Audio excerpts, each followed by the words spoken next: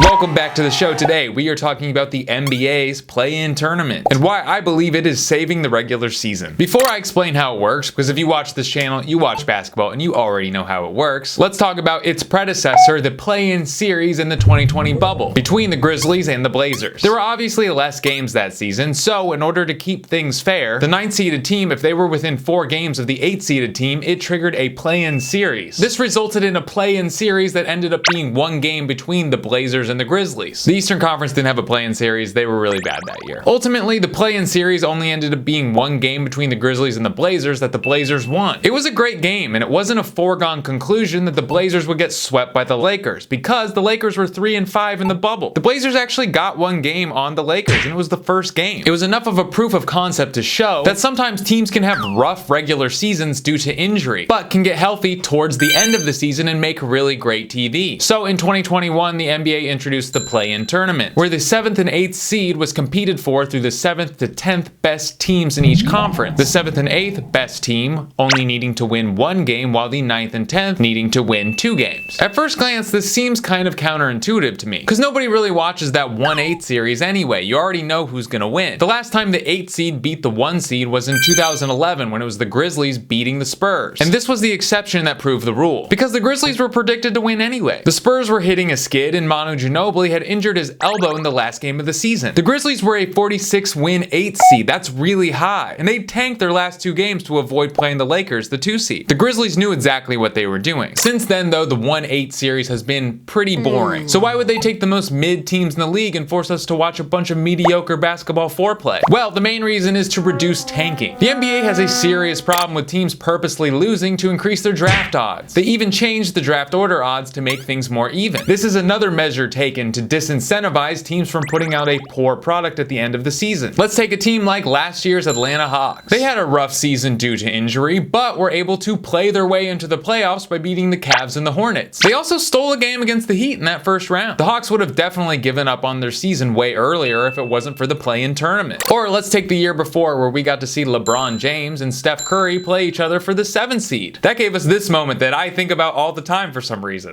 The same look as LeBron James with a clutch shot. They're still talking about his difficulty seeing after. Then the Golden State Warriors had to play the Memphis Grizzlies, who they lost to in a heartbreaking fashion. That was really exciting to me, because you're taking a bunch of players with a championship pedigree and playing a bunch of young up-and-coming guys on the Memphis Grizzlies. And the Grizzlies went and won. That's awesome. Thank you, play-in tournament. If there wasn't a play-in tournament, you would have just watched the Utah Jazz kick the Golden State Warriors ass, and you probably wouldn't remember it, would you? I wouldn't. Or in the play-in tournament in 2022, where the Minnesota Timberwolves beat the Los Angeles Clippers, and we got this really fun moment.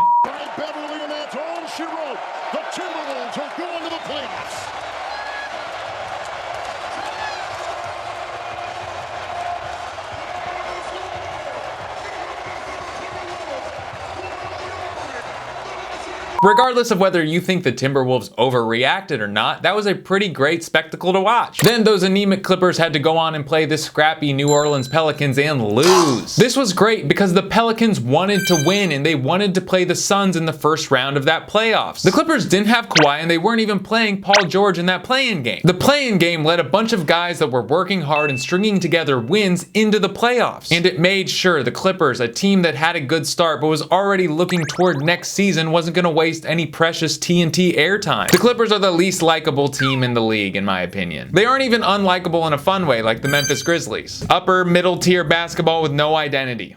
I'm sorry, I'm a bit of a Clippers fan and I just don't like my team right now. I'm sorry. Sports fans like having hope, and as long as your team is floating around the 10th seed, you still got hope. No one likes to see their team tank, even if it does mean you get a higher draft pick. That's why I think it's particularly despicable that Jason Kidd and Mark Cuban decided to throw the last game of the Mavericks season. Second to last game and last game. They were playing against the Bulls, and they wanted to ensure that they didn't make the play-in tournament. This team was good. They had championship aspirations. They made the Western Conference Finals last year. And in a win now move traded for Kyrie Irving, a guy that's on an expiring contract. I understand the call to throw the game and take Luka out after the first quarter from a business standpoint, but when you still have a chance to make the postseason, you have to go for it. I'm sorry, that's just sportsmanship. That's just why we watch sports. You can't quit. I think what the play-in tournament does is it tricks fans' brains into believing that their team is actually better than they are. The Lakers' odds right now to win the finals are plus 2100, and the Kings' odds are plus 5000. I've been watching the Lakers all season, and I've been watching the Kings. The Lakers are not better than the Kings. If you watch the play-in game between the Lakers and the Timberwolves, you know betting on the Lakers in the finals is bad money. The Kings have beaten the Lakers 3 out of the 4 times they've played this year. In the game the Lakers did win, they only won by 2 points. I think there's obviously an experience bias here, but I think the fact that they're hot off a win is inflating their stock a lot. So far, no team has come out of the play-in tournament and won a series, but every year I feel like we always think they could. So by making the playoffs more exciting, they're also making the regular season more exciting. Every year there is a class of team that is coming out of a tanking phase and entering a rebuilding phase. This means that team isn't trying to lose for a high draft pick, but is aware that the team doesn't have the talent or the experience to make a legitimate title run. These teams are often regarded as fun or league pass favorites. The team can play its best basketball with no expectations of regular season success. I think the best example this season of those teams is the Oklahoma City Thunder and the Orlando Magic. Oklahoma City has loads of young talent on their team. They have a ton of cap space and a bunch of draft picks coming up. They're playing with house money. The whole team seems to love basketball and enjoy each other's company. OKC has done a great job of developing players like SGA, Josh Giddey, and Lou Dort. Not to mention they were able to give Trey Mann and Jalen Williams legitimate NBA time, and they're turning into real NBA players. As I had mentioned before, the Memphis Grizzlies with Ja were in the same position in 2021 when they won their way into the 8th seed. Then the following year, they were the 2nd seed in the Western Conference. That was really tough. Ultimately, the play-in tournament gives a team like the Dallas Mavericks this year the opportunity to quit on their season if they want to, and give a team like Oklahoma City the ability to make the playoffs and exceed expectations. Also, the play-in tournament is double and single elimination, so it's exciting from the jump. A 7-game series can be a bit of a slog if you don't have a dog in the fight. I'll be honest, I didn't even watch the finals last year until it was an elimination game. So the play-in tournament gives the regular season more stakes, but I believe there is a way to make it even more interesting. Kevin O'Connor has brought this up on his podcast, so I'll give him credit. But the higher seeded team should be able to pick their opponent. I think if the Bucks decided they'd rather play the Nets than any of the teams coming out of the play-in tournament, they should be able to do that. Because we're discovering that the record your team ends with is not necessarily a reflection of your talent level at the point of time in the playoffs. The Nets are a good team, but most of the work that was put in to get them to the 6th seed was done by KD and Kyrie, guys that are not on their team anymore. If the Kings had the choice between the Clippers and the Golden State Warriors, they're probably going to go with the Clippers. They don't want to play against the Warriors that have Andrew Wiggins coming back and they're fully healthy. We also wouldn't have those awkward games at the end of the season where teams are purposely trying to lose to force a certain matchup, which seems to happen every year. O'Connor didn't say this is my idea, but I think the higher seeded team should be able to pick the 2nd round as well. This makes it so that every team is going for as high of a seed as they can so they can have the easiest path to a championship. If you want to make it really crazy, just get rid of the conferences. Let the highest seeded team pick whatever team they want to play. This would be awesome because if you're a high seeded team, you're looking at another team saying, you're the easiest option for us. We think you suck the most. So if that team gets beat by a team they chose, imagine the motherfucking that goes on after that game. Think if Memphis thought that Sacramento wasn't ready for the playoffs and they chose them and then Sacramento beat them. That'd be the hottest story in basketball. That would start a rivalry. It seems obvious to me that this would make the regular season and postseason more interesting, but I don't think it's ever going to happen because no one's talking about it and I'm the only one talking about it. So